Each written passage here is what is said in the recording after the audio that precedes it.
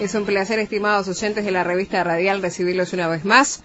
Arabia Saudí declaró que un periodista saudí, crítico con las autoridades de Riad, desapareció tras haber dejado el consulado saudita en Estambul.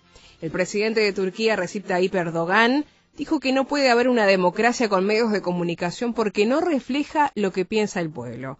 En tanto, la Academia de Ciencias sueca otorgó el Premio Nobel de Química a la científica estadounidense Frances Arnold por su trabajo sobre la evolución de enzimas. Temas que compartiremos en esta revista radial. Quiero saludar a quienes me acompañan. Pastor Alberto Díaz, ¿cómo le va? Bueno, un tanto preocupado con los titulares, pero bien, gracias a Dios. Bueno, me alegro, un placer de tenerlo como Gracias. siempre.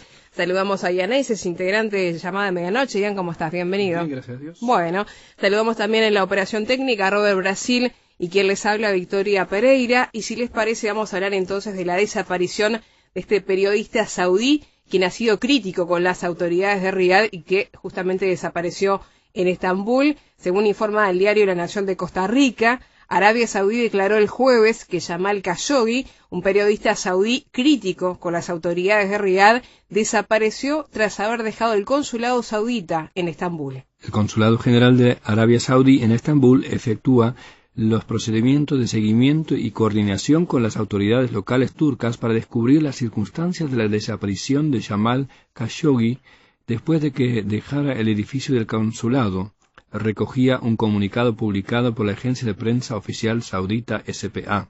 Khashoggi fue declarado desaparecido por su novia turca después de que el miércoles entrara en el consulado saudita en Estambul y no ha sido visto desde entonces. El miércoles, responsables estadounidenses señalaron su interés por seguir de cerca el caso. Un vocero turco afirmó también el miércoles que Khashoggi todavía se encontraba en el consulado saudita. Khashoggi no ha sido visto desde su entrada, el martes, en el consulado saudita, donde debía recibir un documento oficial necesario para casarse con su prometida turca. Esta última acampa desde la mañana de este miércoles frente al consulado saudita en Estambul buscando sus noticias. No tengo noticias suyas desde las 13 horas de ayer. Queremos saber dónde está, declaró su novia, Atise A., quien no quiso brindar su apellido. En un artículo para The Washington Post en septiembre del año 2017, Khashoggi escribió: "Cuando hablo de miedo, intimidación, detenciones y acusaciones públicas a intelectuales y líderes religiosos que osan dar su opinión y le digo que vengo de Arabia Saudí, ¿está usted sorprendido?". Vamos a referirnos entonces, Alberto, a la desaparición de este periodista y vamos a referirnos también a cuando hay regímenes que no aceptan opiniones discordantes. Exactamente, y uno piensa a veces, nos trae a la memoria cosas que en Uruguay sucedieron no hace tanto tiempo, en un pasado no muy lejano. Y un gobierno que sea inteligente debe escuchar la necesidad de la gente. No es acallando la opinión diferente que uno resuelve los problemas. Un buen ministro es uno que sirve. Un buen ministro es uno que escucha. Y hay un pensamiento interesante en el libro de Primera de Corintios, capítulo 4, versículo 2. El apóstol Pablo hace una definición de lo que debe ser un ministro. Y dice en Primera de Corintios 4, 1, así pues téngannos los hombres por servidores de Cristo y administradores de los misterios de Dios. Esa palabra servidores deriva de la palabra sirviente, uno que está dispuesto a servir. Una vez más, queremos invitar a nuestra audiencia cristiana, que siempre está escuchándonos, a que oren por la paz del pueblo hebreo. ¿Por qué? Porque es la única democracia en toda la región. Estas cosas que este periodista está denunciando, intimidaciones, detenciones, acusaciones públicas a intelectuales, a gente que no estaba de acuerdo con ellos, es una realidad. Y es una pequeña democracia en medio de una masa gigantesca al Medio Oriente, el pueblo de Israel. Bueno, como cristianos, no seamos negligentes, pidamos, oremos continuamente por la paz del pueblo hebreo. Hacemos una breve pausa y enseguida continuamos con la revista radial. Cuánto amor Cuánta paz y cuánta fe tú nos diste sin pensarlo y sin saber que en las páginas de tu historia se dibujó nuestra redención, Israel. Porque en ti la esperanza amaneció y en tus brazos el Mesías fue a nacer. Desde aquí te envío mi gratitud y deseo tu bendición, Israel. Brotará un río de alegría del campo a la ciudad y no regresarán jamás. Las sombras del pasado jugarán, el lobo y el cordero, y un niño los guiará, y reconocerás al fin la gloria de tu Rey. Cuánto horror y cuánta persecución has tenido que sufrir en el ayer. Cuánta indiferencia y desprecio has padecido, pueblo de Dios, Israel. A través del destierro y del dolor has vertido tantas lágrimas de hiel. Desde aquí te canta mi corazón y mi voz te pide perdón, Israel. Brotará un río de alegría del campo a la ciudad y no regresará. Continuamos adelante en la revista Radial. Nos vamos a referir a las declaraciones del presidente turco Recep Tayyip Erdogan, quien ha dicho que no puede haber democracia con medios de comunicación. Esto lo tomamos del portal El Mundo. El presidente de Turquía, Recep Tayyip Erdogan, dijo el miércoles que no puede haber una democracia con medios de comunicación, porque, a su juicio, no refleja lo que piensa el pueblo. Si hay un pueblo, hay democracia. Si no hay pueblo, no hay democracia. Con los medios de comunicación y esas cosas, no puede haber democracia, dijo Erdogan durante un discurso para inaugurar el nuevo curso escolar. Si un político tiene miedo a lo que salga en los medios de comunicación, no puede hacer una política sólida, aseveró el presidente islamista, según informa la agencia Anadolu. Es algo colosal. He visto que los países que creíamos fuertes no los gobiernan sus dirigentes, sino los medios de comunicación. Porque cuando me entrevisto con ellos me dicen, la prensa dice ello, dice aquello. Yo les digo, ¿y qué dice vuestro pueblo? ¿No pensáis en eso? Dejad la prensa, añadió. Erdogan dijo que en un tiempo también aquí fue así. Nuestro país lo dirigían los medios de comunicación. Se habla del cuarto poder. Por una parte hablan de democracia, pero luego dejan al pueblo de lado y hablan de los medios. Nosotros hablamos del pueblo, de lo que damos al pueblo. ¿Qué dice el pueblo? ¿Cuántos puntos nos otorga el pueblo? Eso es lo que importa. La democracia toma su fuerza del pueblo, añadió. Turquía es un país con una larga tradición de prensa crítica con el gobierno. Es uno de los países con mayor número de periodistas encarcelados. Actualmente 143, según el sindicato de periodistas, aunque otras plataformas elevan esta cifra hasta los 200. Estas cifras incluyen tanto a los reporteros condenados como los que se hallan en prisión preventiva esperando juicio. El gobierno turco niega que haya periodistas encarcelados por su trabajo y asegura que todos están acusados de delitos comunes o de apoyo al terrorismo. Recién, Alberto, mencionábamos algunos regímenes, hablábamos también de un periodista que desapareció, un periodista saudí, y decíamos de que hay que orar por esos gobiernos. En el caso de Israel, por ejemplo, es un gobierno con una democracia, que está rodeada de gobiernos autoritarios.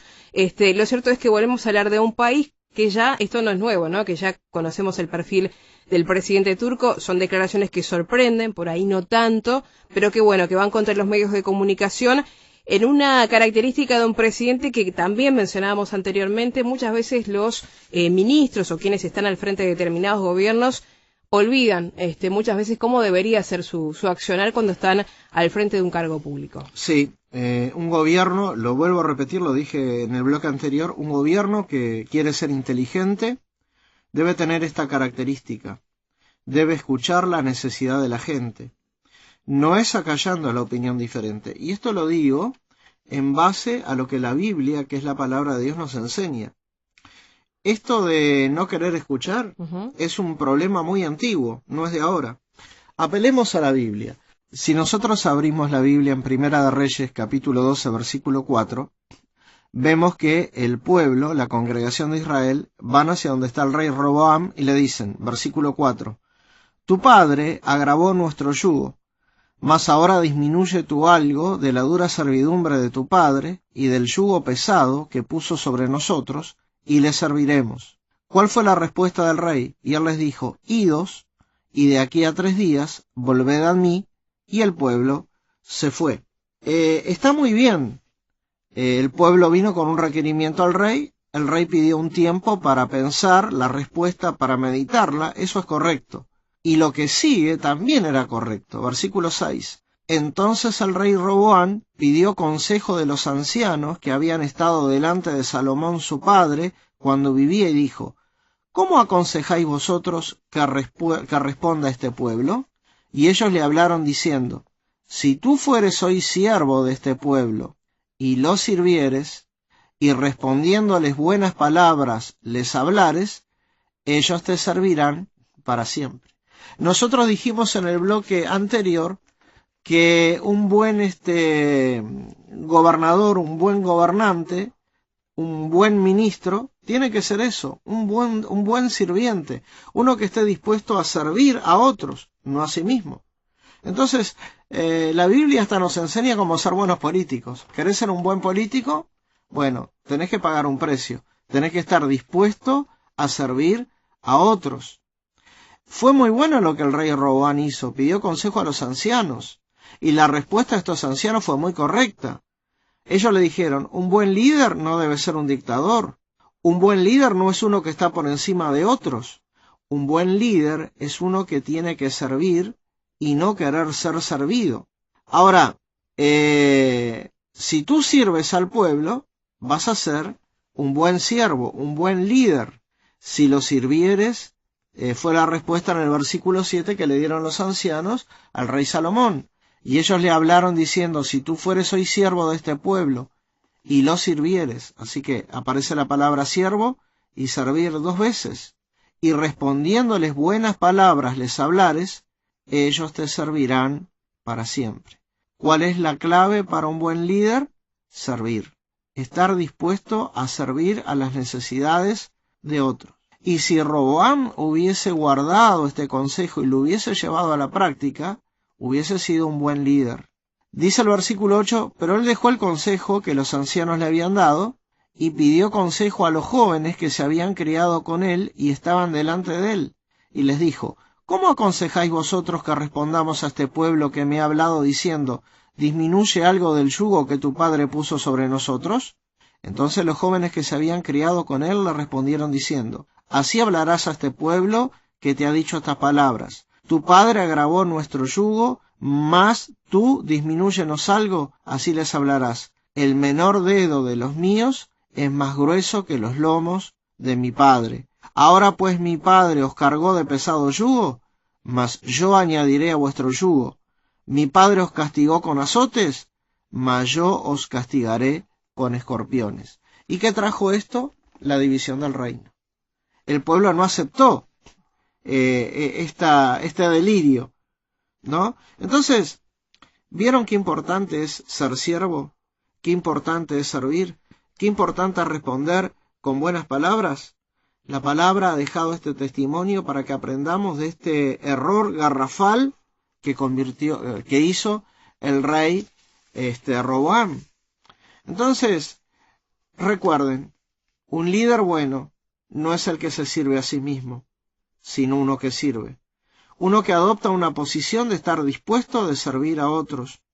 uno que responde a buenas palabras. Quizás, estimado oyente, usted no esté a ser llamado un presidente de una nación, pero sí puede ser un jefe, puede ser un capataz, puede ser un jefe regional en la empresa donde trabaja. Téngalo presente. El buen líder no es el que grita más fuerte. El buen líder no es el que se hace servir. El buen líder es aquel que está dispuesto a servir a otros. Y si esto lo trasladamos a la iglesia, ¿cuál es el buen ministro? Aquel que está dispuesto a servir a otros. Aquel que está mirando por la necesidad de otros. Y no hay mejor ejemplo que nuestro Señor y Salvador Jesucristo, que quien siendo rico se hizo pobre, quien siendo el Rey de Reyes vino como siervo para servir. Cuando miramos la política regional y la política internacional, ¿por qué muchos líderes fracasan? Porque su prioridad son ellos mismos. Buscan ser servidos, pero no se disponen para servir a otros. Padre, al ver tu creación, mi alma te alaba, y al sentir que estás en mí, mi espíritu te adora. Yo te amo a ti, pues tú me amaste a mí. Eres grande, Dios. Eres grande, Dios. Eres grande, Dios. Más ancho que el mar, más alto que el cielo. Eres grande, Dios. Continuamos en la recta final de la revista Radial. Vamos a hablar de los galardonados por el Nobel de Química por parte del comité justamente del Premio Nobel, porque según informa BBC Mundo, 3 científicos ganaron el Nobel de Química por aplicar el poder de la evolución para diseñar proteínas revolucionarias. La Academia de Ciencias sueca otorgó el miércoles el Premio Nobel de Química a la científica estadounidense Frances Arnold por su trabajo sobre la evolución de enzimas y compartió el premio conjuntamente con el británico Gregory Winter y el estadounidense George Smith por sus investigaciones en el campo de proteínas y anticuerpos. El poder de la evolución se revela a través de la diversidad de la vida, señaló la Academia en un comunicado, y los galardonados con el Nobel de Química en 2018 han logrado controlar la evolución y usarla con fines que aportan grandes beneficios a la humanidad. Las enzimas producidas a través de los métodos de evolución dirigida desarrollados por los galardonados son utilizadas para elaborar sustancias químicas en formas más amigables con el medio ambiente, incluyendo fármacos y combustibles renovables para un transporte menos contaminante. En la década del 90, humilde ante la superioridad de la naturaleza, Arnold abandonó lo que ella misma describió como un enfoque un tanto arrogante para encontrar la inspiración en el método usado por la naturaleza para optimizar la química, la evolución. Según señala esto la Academia en un comunicado. Fue entonces que Arnold decidió comenzar a crear cambios en el código genético de enzimas y seleccionar las variantes más efectivas para ciertas reacciones buscadas. En 1985, Smith desarrolló un método en el que un bacteriófago, un virus que infecta a una bacteria, puede ser usado para dirigir la evolución de nuevas proteínas. Winter usó este método para dirigir la evolución de anticuerpos con el fin de producir nuevos fármacos. El primer medicamento desarrollado con esta técnica y aprobado para uso humano en 2002, adalimumab, se utiliza para tratar la artritis reumatoide la psoriasis y las enfermedades inflamatorias del colon. Desde entonces, el método ha sido usado para producir anticuerpos que pueden neutralizar toxinas, combatir enfermedades autoinmunes y curar en algunos el cáncer. Estamos en los inicios de la revolución de la evolución dirigida, que en formas tan diversas está trayendo y traerá grandes beneficios a los seres humanos, señaló la Academia. Premios Nobel Young, que durante los días anteriores se dieron a conocer. Nosotros elegimos el de Química, por su aporte evidentemente que la salud humana, también a mejorar la calidad de vida, allí con algunos énfasis respecto a la evolución. Uh-huh. Sí, los logros en química de Arnold, Winter y Smith realmente son notables e importantes. Uh-huh. Y por supuesto, digo, nadie gana un premio Nobel porque sí, claro. Algo realmente notorio han hecho. Uh-huh. Y el portavoz de la Real Academia Sueca de Ciencias no exageró cuando dijo que sus descubrimientos realmente son revolucionarios. No sé si ustedes han escuchado, pero una vez se escucha acerca de peligro de las bacterias resistentes. Uh-huh. Bacterias o enfermedades que no responden al tratamiento con antibióticos. Y si cada vez más bacterias se hacen resistentes a los medicamentos, de pronto volveremos a tiempos como antes de la Primera Guerra Mundial, uh-huh. donde una simple congestión pulmonar resultaba muchas veces ser mortal. Y por eso hoy por hoy hay mucho interés en terapia con fagos o bacteriófagos, que son virus que atacan a las bacterias. Fago viene del griego, que quiere decir comer, así que estos virus prácticamente comen a las bacterias, pero no solamente los comen, sino simplemente se infiltran en las bacterias y cambian el contenido genético, digamos, la estructura genético, modifican las bacterias, que puede resultar en la muerte de una bacteria, también puede cambiar el comportamiento de la bacteria. Esos bacteriófagos o estos virus podrían sustituir los antibióticos el día que estos pierdan su eficacia. Para lograr que estos virus hagan realmente lo que uno quiera y ataque a las bacterias que uno quiera atacar, trataban de insertar artificialmente ADN en este virus para así dotarlo de las características deseadas. Lo único que este tipo de ingeniería microscópica no daba mucho resultado, era muy difícil. Y ahora estos tres científicos desarrollaron un método en el cual, en lugar de preparar un virus a medida, tratan a una población de virus y dejan que se desarrolle solo, que haya mutaciones espontáneas, para luego seleccionar aquellos virus que mejor se adhieren al objetivo que quieren atacar. Desechan todos los demás y siguen solamente con ese cultivo de fagos seleccionados para, una vez más, seleccionar los más deseados. Y en un par de ciclos crean un virus tan potente, tan específico, que es mucho más eficaz que el método anterior, donde uno por uno intentaban de modificar los virus. Es tan eficaz que hasta han logrado producir no solo medicamentos, sino también enzimas que producen biocombustible, enzimas que quitan manchas para así mejorar detergentes biológicos. Ellos dicen, usaron el poder de la evolución o el poder de la naturaleza. Y uno al leer esto podría pensar que con esto se comprueba la evolución de protozoario a ser humano mediante evolución.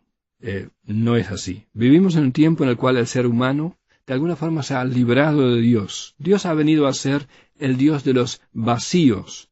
Y a medida que llenemos estos vacíos en nuestro conocimiento, aquellas cosas que no podemos explicar, hacemos obsoleto del todo a Dios. La evolución ha reemplazado a Dios. Y eso también es una señal de nuestro tiempo. La Biblia dice que cuando venga el Señor Jesús, ¿hallará la fe en el mundo? Y sin embargo, decía el sabio Salomón, acuérdate de tu Creador en los días de tu juventud.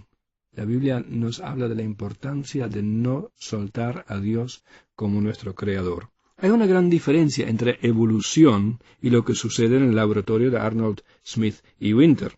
Evolución se produce cuando le damos suficiente tiempo a la materia para que cambie espontáneamente, o sea, materia más tiempo es igual a evolución. Pero en este caso hubo materia más tiempo, y ahora viene algo importante, más inteligencia externa. Y eso es lo que en realidad nos habla más de creación que de evolución. Los científicos añadieron información en forma de ADN y luego seleccionaron los resultados basados en sus inteligentes planes. Ellos realmente persiguieron un plan con la selección. Hicieron uso de los mecanismos que Dios mismo puso en la creación para que su creación fuera capaz de adaptarse y sostenerse en medio de los cambios. El libro quizás más antiguo de la Biblia, el libro de Job, capítulo 12, allí leemos que Job dice a sus amigos: pregunta ahora a las bestias, y ellas te enseñarán, a las aves de los cielos, y ellas te mostrarán. O habla a la tierra, y ella te enseñará, los peces del mar te lo declararán también. ¿Qué cosa de todas estas no entiende que la mano de Jehová la hizo? En su mano está el alma de todo viviente, y el hálito de todo género humano. En el Nuevo Testamento, en los primeros versículos del Evangelio de Juan, leemos del Señor Jesús: todas las cosas por Él fueron hechas, y sin Él nada de lo que ha sido hecho fue hecho. Y bien al final de la Biblia leemos en Apocalipsis 14 la exhortación, y por cierto, no sin razón: temed a Dios y dadle gloria, porque la hora de su juicio ha llegado, y adorad a aquel que hizo el cielo y la tierra, el mar y las fuentes de las aguas. Adoremos al Dios creador, que nos hizo a nosotros y no nosotros a nosotros mismos. Estamos llegando al final del programa. Le quiero agradecer tanto a Alberto como a Ian por los comentarios y reflexiones en este programa, a ustedes por la sintonía e invitarlos a que se comuniquen con nosotros. Lo pueden hacer por WhatsApp al 00598 9900540. Reitero, 00598 9900540. Si están dentro de Uruguay, lo hacen directamente al 099-000-540. Lo pueden buscar en Facebook, llamada Medianoche Uruguay, nos identifican por el logotipo en verde. Pueden escribirnos a revistaradial@llamadaweb.org o visitarnos en la página www.llamadaweb.org. Será hasta un próximo programa. Amigos, que pasen muy bien.